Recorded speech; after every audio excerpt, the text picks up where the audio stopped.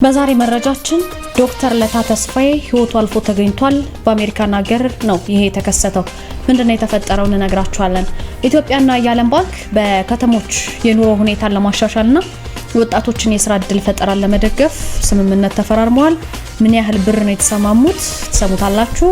ለህክምና የመጣችዋን ታማሚ በማደንዘዝ ካንገቷ ወርቅ የሰረቀ የህክምና ባለሙያ በስራት ተቀጥቷል። ይህንን ዜናም ትሰማላችሁ። በአይነቱ የመጀመሪያ የሆነው አሽከርካሪዎች ፍጥነታቸው እንዲቀንሱ መረጃ የሚሰጥ የቀለም ማንቂያ እየሰራ ነው ተባለ። ትሰማላችሁ። አሜሪካ የዲቪ ሎተሪን ጨምሮ የኢሚግሬሽን ቪዛ ሂደትን በኢትዮጵያና በ75 ሀገራት ልታቋርጥ ነው። እንዴት ውላችኋል? አሃዱ ኒውስ ኤንድ ፖለቲክስ የናንተው የመረጃ ቻናላችሁ ነው። ከዚህ በመቀጠል አጠራ አድርጌ የነገርኳችሁን ዜናዎች አቀርባለሁ። እኔ ናርዶስ አለማየሁ ነኝ። ሰብስክራይብ ማድረጋችሁን አትርሱ። ወደ መረጃው እናልፋለን።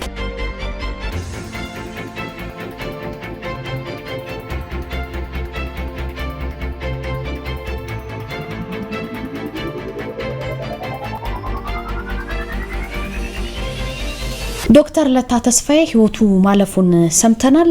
በአሜሪካ ዋሽንግተን ዲሲ በስራ ጉብኝት ላይ የነበሩት ታዋቂው ምሁርና የመንግስት ከፍተኛ አማካሪ ዶክተር ለታ ተስፋዬ ባረፉበት ሆቴል ውስጥ ነው ህይወታቸው አልፎ በድንገት የተገኘው። ዶክተር ለታ ባለፈው ቅዳሜ ጠዋት ከመንግስት ልኡካን ቡድን ጋር በመሆን ከአዲስ አበባ ወደ ዋሽንግተን ዲሲ አቅንተው ነበር ነው የተባለው። በቨርጂኒያ ግዛት በሚገኘው ሂልተን ሆቴል አርፈው በነበረበት ወቅት ነው በድንገት ሞተው የተገኙት። ዶክተሩ እስካሁን ድረስ ከሆስፒታል የተሰጠ ምንም አይነት ይፋ የህክምና ምርመራ ውጤት አልተገለጸም። ግን እሳቸው ሞተው ተገኝተዋል። ዶክተር ለታ ተስፋዬ በወጣትነት እድሜያቸው 2 የዶክተሬት ዲግሪዎችን በማጠናቀቅ የሚታወቁ አንቱ የተባሉ በትምህርቱ ዓለም በጣም የተከበሩ ምሁር ነበሩ።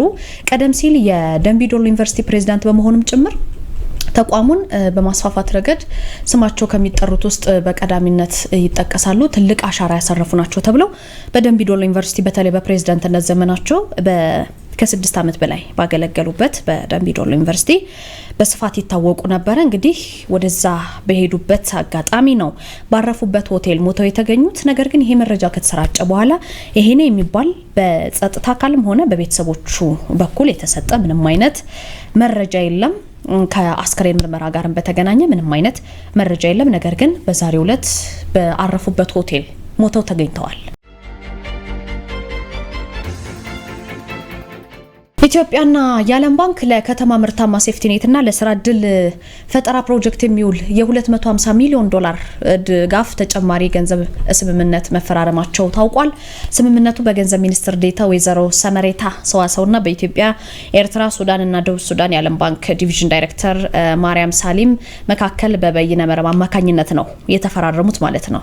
እንደ ሚኒስትሩ ገለጻ ከሆነ የገንዘብ ድጋፉ አነስተኛ ገቢ ያላቸው የከተማ ነዋሪዎችን የገቢ አቅማቸውን ለማሻሻል እንዲሁም ወጣቶችና ሴቶች በስራ ገበያ ውስጥ ደግሞ ያላቸውን ተሳትፎ ለማሳደግ ያለመ ነው የተባለው። እንግዲህ በፕሮጀክቱ በተመረጡ አካባቢዎች ለሚገኙ ስደተኞች እንዲሁም ስደተኞችን ለተቀበሉ ማህበረሰቦች ድጋፍ ያደርጋል ነው የተባለው። ከዚህ ባለፈስ የታለመ የጥሬ ገንዘብ ድጋፍና መልሶ ማቋቋም አገልግሎቶችን በመስጠት ጭምር የማህበራዊ ድጋፍ ስርዓቶችን ለማጠናከርም እንዲሁም ደግሞ ማህበራዊና ኢኮኖሚያዊ መቋቋም አቅምንም ለመገንባት እንደሚሰራ ነው የተጠቆመው። ሚኒስትሩ ይሄ ተጨማሪ የገንዘብ ድጋፍ የከተማ ኑሮን ለማሻሻል የወጣቶችን የስራ እድል ለማሳደግ በኢትዮጵያ ሁሉን አቀፍ ኢኮኖሚ ማገገምን እንዲሁ ለማፋጠን ወሳኝ እርምጃ መሆኑ ተገልጿል ማለት ነው። በዚህ መሰረት 250 ሚሊዮን ብር ስምምነት ተፈራርመዋል። አንድ ሐኪም ለሕክምና የመጣችን ታካሚውን በማደንዘዝ ከአንገቷ ወርቅ ሰርቋል። ይሄ እንግዲህ በዛ ጤና ተቋም የሚሰራ ህክምና ባለሙያ ነው። በኦሮሚያ ክልል ነው የተፈጸመው። ሰሜን ሸዋ ዞን ፍቼ ከተማ ነው። አንዲት ግለሰብ ህመም ይሰማቸዋል። በተሰማቸው ህመም ምክንያት መስከረም 16 ያሳለፍነው መስከረም 16 2018 ጠዋት ላይ 3 ሰዓት አካባቢ በፍቼ ከተማ ቡርቃ ጎራ የሚባል ባጃጅ ተራ ወደሚገኘው የግል ሆስፒታል ያመራሉ።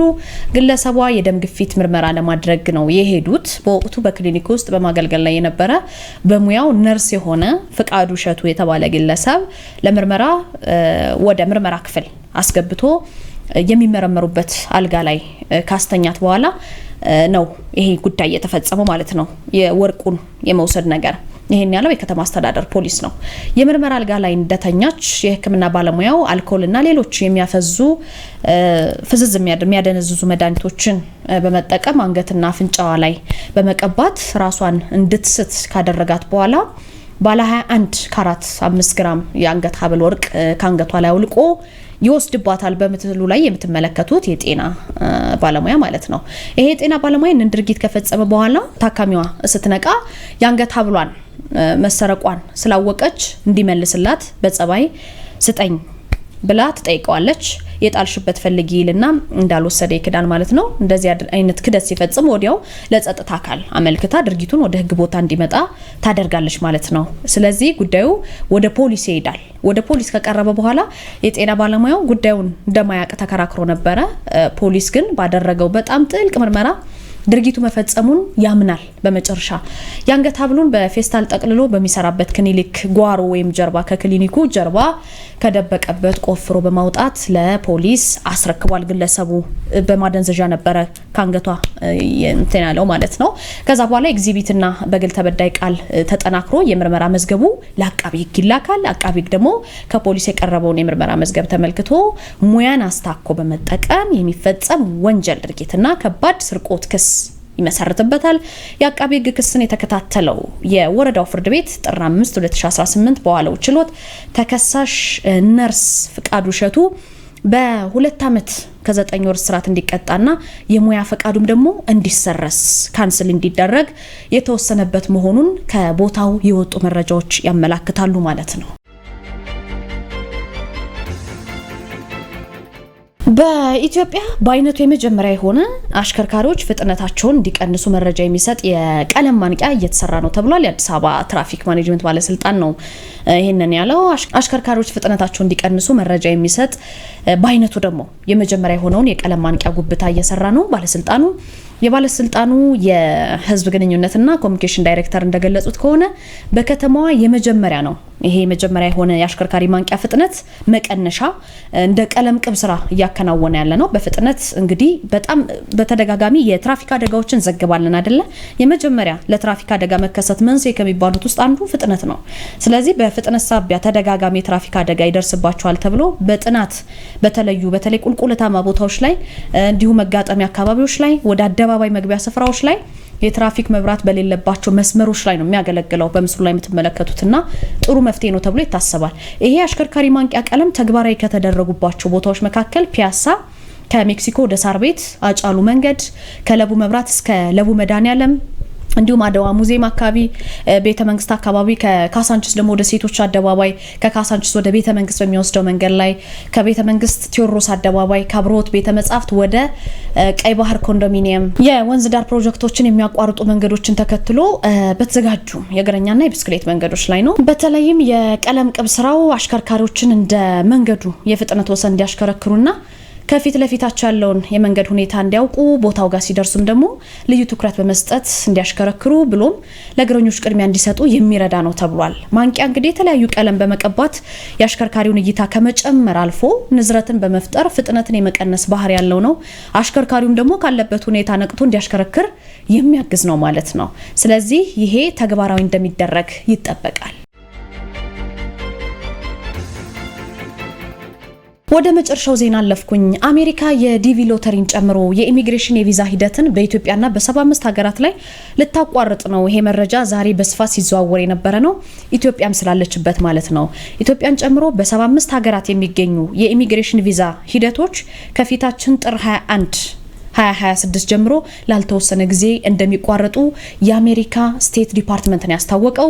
ፎክስ ኒውስ እንደዘገበው ከሆነ የስቴት ዲፓርትመንትን የውስጥ ማስታወሻ ዋቢ አድርጎ ዘግቦታል። ይሄ እርምጃ በዋነኝነት ያነጣጠረው በአሜሪካ መንግስት ድጋፍ ላይ ጥገኛ ሊሆኑ የሚችሉ የውጭ ሀገር ዜጎችን ቁጥር ለመቀነስ ታስቦ ነው ማለት ነው።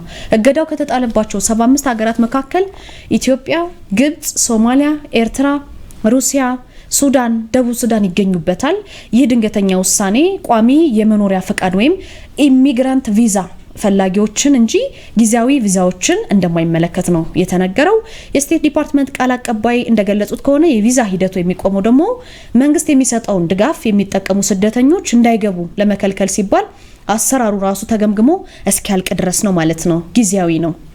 የቪዛ መኮንኖችም ካሁን ቀደም የአመልካቾችን ጤና፣ የቋንቋ ክህሎት፣ የፋይናንስ አቅም በጥብቅ እንዲመረምሩ ታዘው የነበረ ነው ታስታውሳላችሁ።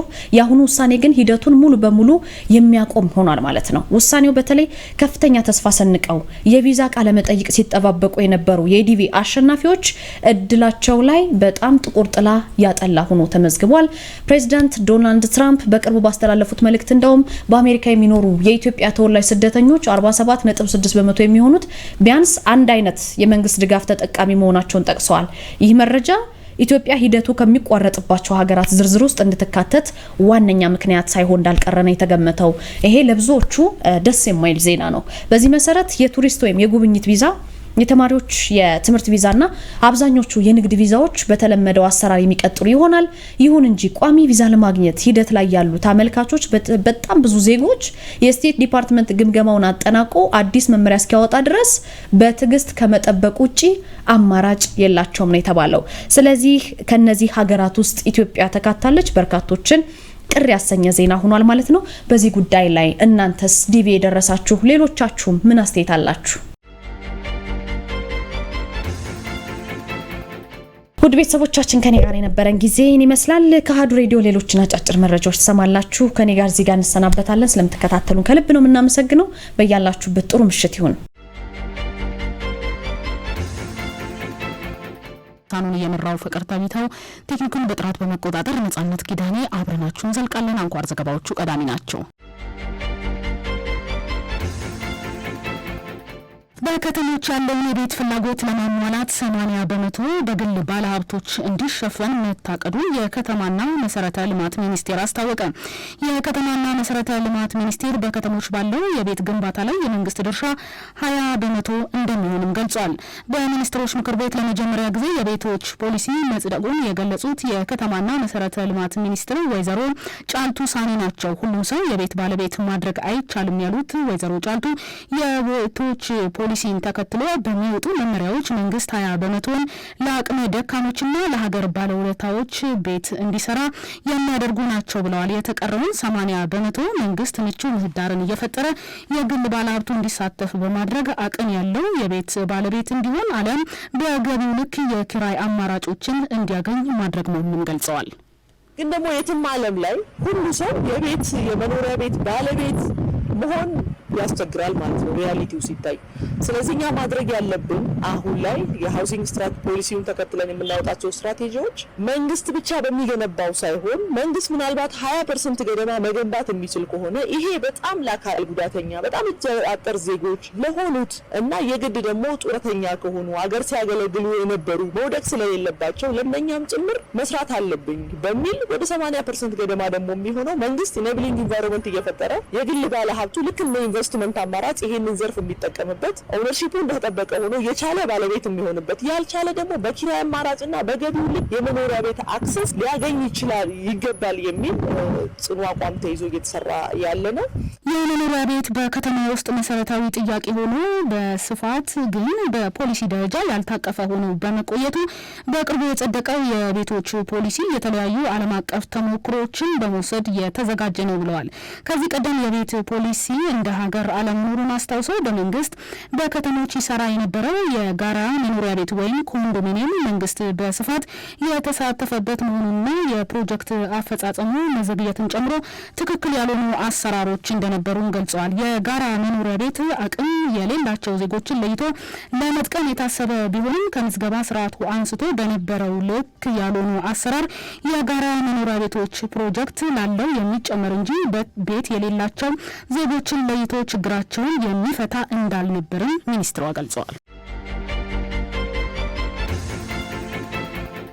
256 አምራች ድርጅቶች የመሰረተ ልማት ችግር እንደሚያጋጥማቸው ተገልጿል። በኢትዮጵያ ያሉ አምራች ኢንዱስትሪዎች የኤሌክትሪክ ኃይል፣ የመንገድ መሰረተ ልማት፣ የውሃና መሰል ችግሮች እንደሚያጋጥማቸው በተደጋጋሚ ይገለጻል። አሃዱም ስለ ጉዳዩ የኢንዱስትሪ ሚኒስቴር የኢትዮጵያ ታምርት ፕሮጀክት መሰረተ ልማት አስተባባሪ ዩርሰን ኪስን ጠይቋል። ከውሃ አቅርቦት ጋር በተያያዘ 28 ኢንዱስትሪዎች ችግር እንደገጠማቸውና 5 አምራች ድርጅቶች የኢንተርኔት መቆራረጥ ያጋጠማቸው መሆኑን ተገልጿል። 76 አምራች ድርጅቶች የኤሌክትሪክ መቆራረጥና የኃይል ማነስ እንደሚያጋጥማቸው አንስተው በአጠቃላይ በኢትዮጵያ 256 የመሰረተ ልማት ችግር እንዳጋጠማቸውን ገልጸዋል። ሚኒስቴር መስሪያ ቤቱ አምራች ኢንዱስትሪዎች የሚያጋጥማቸውን የመሰረተ ልማት ችግር ለመፍታትም በጥናት በመለየት ከኢትዮጵያ ኤሌክትሪክ አገልግሎት፣ ከውሃና ኢነርጂ ሚኒስቴር፣ ከኢትዮጵያ ኤሌክትሪክ ኃይል፣ ከትራንስፖርትና ሎጂስቲክስ ሚኒስቴር በአጠቃላይ መሰረተ ልማት ላይ ትኩረት አድርገው ከሚሰሩ ተቋማት ጋር በመተባበር አምራች ድርጅቶች የሚያጋጥማቸውን ችግር እየፈታ መሆኑንም ገልጸዋል።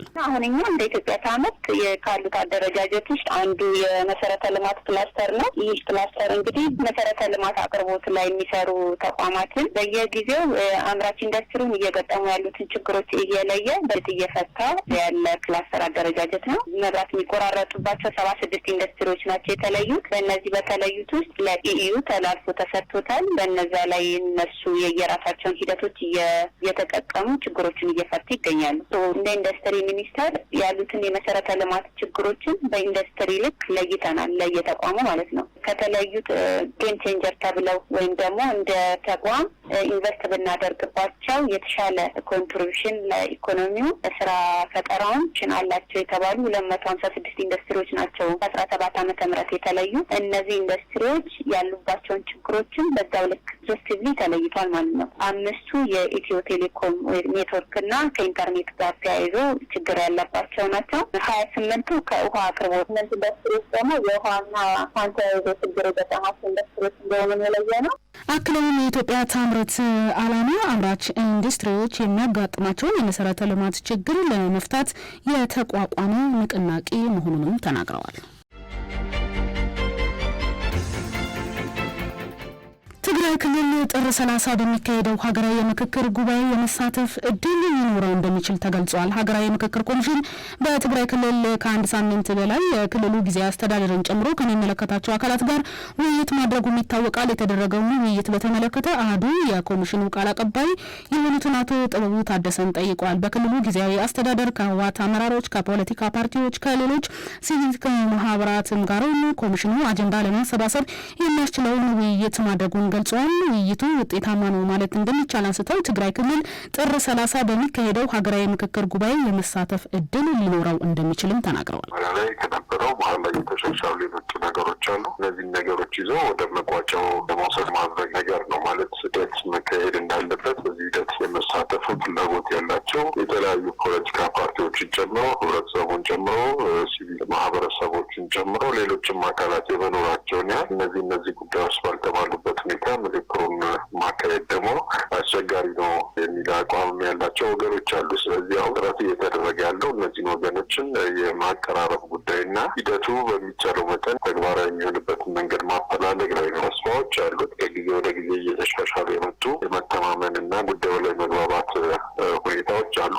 ኮሚሽኑ ከክልሉ ባለድርሻ አካላት ጋር የተነሱ ጥያቄዎችን በመያዝ ለሚመለከተው አካል እንደሚያቀርብና ተፈጻሚ እንዲሆን ግፊት በማድረግ እንደሚሰራም ቃል አቀባዩ ለአህዱ ተናግረዋል። እንደ ሀገር የተፈጠሩ ፖለቲካዊ፣ ኢኮኖሚያዊና ማህበራዊ ችግሮችን ለመፍታት የሀገራዊ ምክክር ኮሚሽን ከትግራይ ክልል ውጪ በአብዛኛው በሌሎች ክልሎች አጀንዳ ማሰባሰብ ሂደቱን በማጠናቀቅ ከፊታችን ጥር 30 ቀን 2018 ዓ.ም ድረስ የመጨረሻውን የምክክር ጉባኤ ለማካሄድ ዝግጅት እያደረገ መሆኑንም አስታውቀዋል።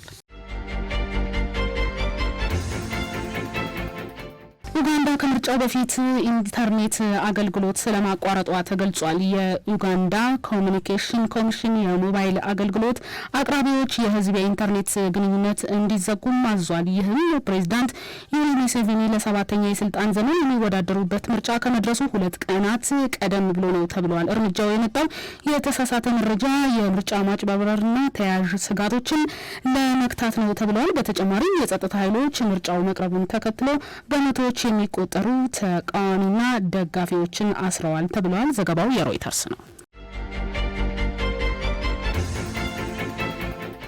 የአሜሪካ ልዑክ በጋዛ ሁለተኛው ምዕራፍ የሰላም እቅድ መጀመሩን አስታወቀ። የአሜሪካው ፕሬዝዳንት ትራምፕ የመካከለኛ ምስራቅ ልዩ መልእክተኛ በጋዛ ሰርጥ ጦርነቱን ለማስቆም የሚያስችል እቅድ ሁለተኛ ምዕራፍ መጀመሩን አስታውቋል። ልዩ መልእክተኛው የትራምፕ ባለ 20 ነጥብ የሰላም እቅድ ከተኩስ አቁም ወደ ነጻነት ጊዜያዊ አስተዳደርና መልሶ ግንባታ የተሸጋገረ ነው ብለዋል። በዚህ ምዕራፍ ፍልስጤምን የሚያስተዳድር የሽግግር አስተዳደር ይመሰረታል። እንዲሁም ጋዛን ሙሉ ለሙሉ ከወታደራዊ ኃይል ነጻ ማድረግና መልሶ ግንባታ ተግባራዊ ይደረጋል። አሜሪካ ሐማስን የመጨረሻውን የሟች ታጋች አስክሬን መመለስን ጨምሮ ግዴታዎችን ሙሉ በሙሉ እንዲወጣም ትጠብቃለች ተብሏል። ዘገባው የአልጀዚራ ነው።